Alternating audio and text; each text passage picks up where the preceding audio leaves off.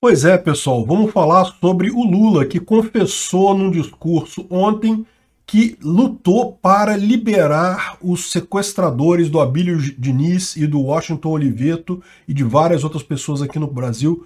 Vamos entender esse assunto. Eu tô achando que o Lula não quer ganhar essa eleição. Só pode ser. Essa notícia foi sugerida por Zorou, Luffy77 e mais um monte de gente. Obrigado aí ao pessoal que sugeriu a notícia. Obrigado a você que está assistindo o nosso vídeo. Se você gosta do nosso conteúdo, por favor, deixa o seu like, se inscreva aqui no canal, né? Pois é, olha só, a impressão que dá é que o Lula resolveu que não quer mais disputar a eleição, não quer ganhar de jeito nenhum e está se auto-sabotando, porque é o tipo do discurso que, cara, mesmo dentro da esquerda, não deve ter caído bem. Olha o que ele disse aqui, ele disse que intercedeu em favor dos sequestradores do Abílio Diniz. Fui procurar o Renan Calheiros. Caramba, o Renan Calheiros era ministro da Justiça no governo Fernando Henrique Cardoso, para tu ver como é que essa turma é uma turma só mesmo, né? Olha só. E olha como é que o Lula falou a história. Não, que os meninos, os garotos, estavam queriam ser extraditados, estão fazendo greve de fome, os meninos. Olha só. Tinha 10 brasileiros presos, que foram presos em 89, naquele sequestro do Abílio Diniz. Esses jovens que tinham argentinos, tinham, sabe, gente da América Latina, ficaram presos 10 anos. E teve um momento que eu fui conversar com o Fernando Henrique Cardoso, porque ele estava em greve de fome. E eles iam entrar em greve seca. A greve seca é você ficar sem comer e sem beber. E aí a morte seria certa. E eu então fui procurar o ministro da Justiça, chamado Renan Calheiros. Ele falou para mim: presidente, na época era só Lula. Ô Lula, vai conversar com o Fernando Henrique Cardoso, que eu tenho toda a disposição de mandar soltar o pessoal.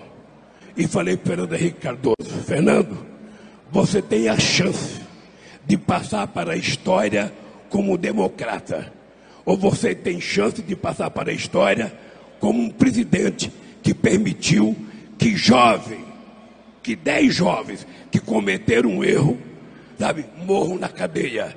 E isso não vai apagar nunca. E o Fernando Henrique Cardoso falou para mim: Lula, se você for conversar com eles e eles acabar com a greve de fome, eu solto eles. E eu fui na cadeia dia 31 de dezembro, conversar com os meninos e falei: olha, vocês vão ter que dar a palavra para mim. Com os meninos. Vocês vão ter que garantir para mim que vão acabar com a greve de fome agora e vocês vão ser soltos. E eles respeitaram a proposta, pararam a greve de fome e foram soltos. Olha só o que o Lula tá falando, hein? 10 meninos, 10 jovens que sequestraram várias pessoas, não foi só o Abílio Diniz, não. Eles sequestraram várias pessoas aqui no Brasil na época. Eles eram de um movimento esquerdista revolucionário que estava fazendo vários sequestros, queria fazer golpe. Aliás, é curioso isso, né? O pessoal até hoje fala não, que não tinha chance de comunismo no Brasil, que não havia ninguém querendo comunismo. No meu amigo, tinha grupos revolucionários sequestrando pessoas no Brasil, né? Ao contrário do que o Lula falou, não eram 10 jovens brasileiros, a maior parte era estrangeiro, acho que tinha 1 ou 2 só que eram brasileiros. E o que eles fizeram? Eles sequestraram várias pessoas, sequestraram o Washington Oliveto, que é um publicitário conhecido, muito rico lá em São Paulo. Depois sequestraram o Abílio Diniz, né? O Abílio Diniz contou os detalhes, falou que ele foi colocado numa caixa, que ele achou que ele ia morrer, não sei o que lá, que só tinha um buraquinho para ele respirar. Ele ficava tendo que colocar o nariz para respirar algum ar, para ter um ar ali para ele ficar e coisa e tal. Não, mas os jovens só estavam cometendo um errinho, só um erro que os jovens cometeram de sequestrar a pessoa, destruir a vida da pessoa toda, avacalhar a vida toda. A coisa toda do Lula falar é tão absurdo que eu fico com essa dúvida mesmo. O Lula está querendo torpedear a própria candidatura dele? É isso que ele está querendo fazer? Porque olha só o que aconteceu, né? Então, se você leu o relato do Abílio Diniz, isso aqui foi uma entrevista que ele deu no Flow Podcast, contando o caso dele lá. E, cara, realmente uma tragédia. O cara, pô, eles foram super violentos com ele. Botaram numa caixa fechada no meio do nada. E ele achou que ia morrer mesmo, que não ia conseguir sair dali, né? E o curioso é que, na época, A polícia prendeu todo mundo com blusa da esquerda, símbolo comunista, não sei o que lá, não sei o que lá. Isso foi em 89, na época da eleição do Collor e do Lula. Lembra que essa eleição ela estava assim, ali bem pareada mesmo, não sabia quem que ia ganhar, se ia ser o Collor ou se ia ser o Lula. E aí o Lula, na época, reclamou que não, que a polícia mandou eles vestirem roupa comunista para associar com Lula e coisa e tal. Não, os caras eram de uma organização comunista, do MIR, Movimento Esquerda Revolucionária, esquerda, né, em espanhol, né? E aí tá o pessoal aqui dessa RBA, que é um jornal da esquerda, um jornal lulista, isso aqui, falando que não, que o Lula não tinha nada a ver com isso, que eles tentaram associar esse pessoal do que sequestrou com a esquerda só para prejudicar o Lula só não ganhou do Collor porque a televisão colocou os caras como sendo de esquerda e coisa e tal. E agora a gente fica sabendo que não só os caras eram de esquerda mesmo, como o Lula intercedeu para soltar esses caras. E de fato, se você vier aqui, ó, esse aqui é de 13 de abril de 1998. De fato, tá falando aqui que os sequestradores ganharam a extradição do governo brasileiro. Então eles não foram soltos. Não tem como soltar. Por mais que o presidente quisesse soltar, não podia soltar. Mas como a maior parte eram estrangeiros, eles foram extraditados para os próprios países de origem, né? Menos o do Chile, porque na época o Brasil e o Chile não tinham acordo de extradição. Então, o Fernando Henrique Cardoso, obedecendo ao pedido do Lula, a gente fica sabendo agora, extraditou o pessoal todo para o Canadá. Tinha canadense, tinha argentino, tinha não sei mais aonde. Eles foram todos para o país. Ficaram só os chilenos continuaram, porque o Brasil não tinha extradição.